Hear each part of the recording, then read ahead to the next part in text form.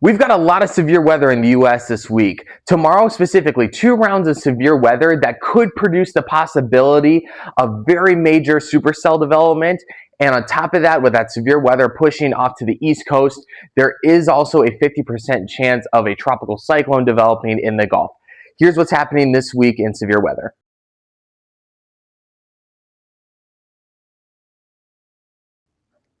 Tomorrow, the formation of supercell development in the Midwest could be at its highest peak that it has been all season. Tomorrow, we're going to look at storms that are going to be firing up in North Dakota, South Dakota, making their way east, powering through Minneapolis and northern Iowa. In this area, we shouldn't have to worry about anything more than thunderstorms. It's when we get into most of Wisconsin and northern Illinois, and then that northeastern part of Iowa that will be looking at that supercell development here.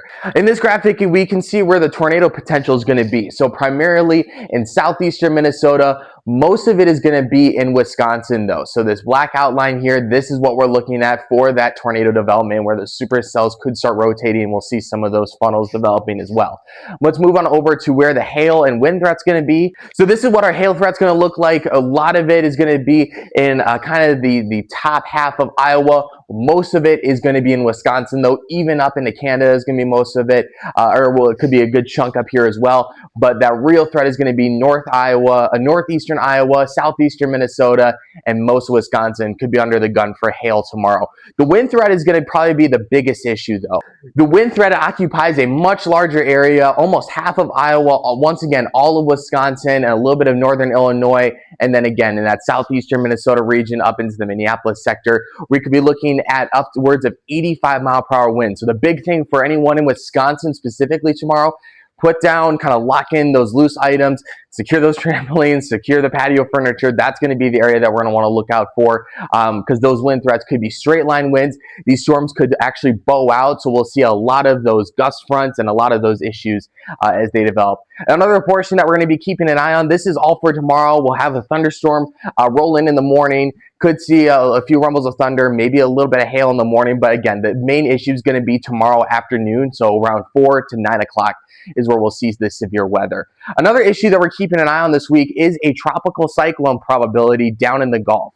So the Storm Prediction Center right now is keeping an eye on a tropical cyclone development right here in the Gulf, kind of hugging up against Tampa, all the way up towards the Panhandle. The Tallahassee National Weather Service gave us this graphic here. There's currently a 45% chance of this tropical cyclone development in the next 24 hours. 50% chance over the next week. So like I said, we're not looking at a hurricane here per se. We're going to be looking at those strong winds, heavy rain. We could see a lot of flash flooding, anyone here and kind of up through the Panhandle and in this kind of hug of the Gulf here. Again, though, straight line winds really are going to be the issue, and then the heavy rain and maybe a little bit of hail. The other big possibility is going to be water spouts and funnels. So we'll have to keep an eye on that as well here in the Panhandle. But right now, just something that the Storm Prediction Center is keeping an eye on. There is a little bit of rotation kind of in this region of the storm, but for the most part, it's just a lot of severe weather as of right now. So we'll keep an eye on this, and I'll forward any more information as this develops. Over the next 24 hours, there's going to be a lot of weather development, a lot of severe weather, so feel free, follow Team Nader Chaser right here to stay weather savvy, and we'll see you out there, guys.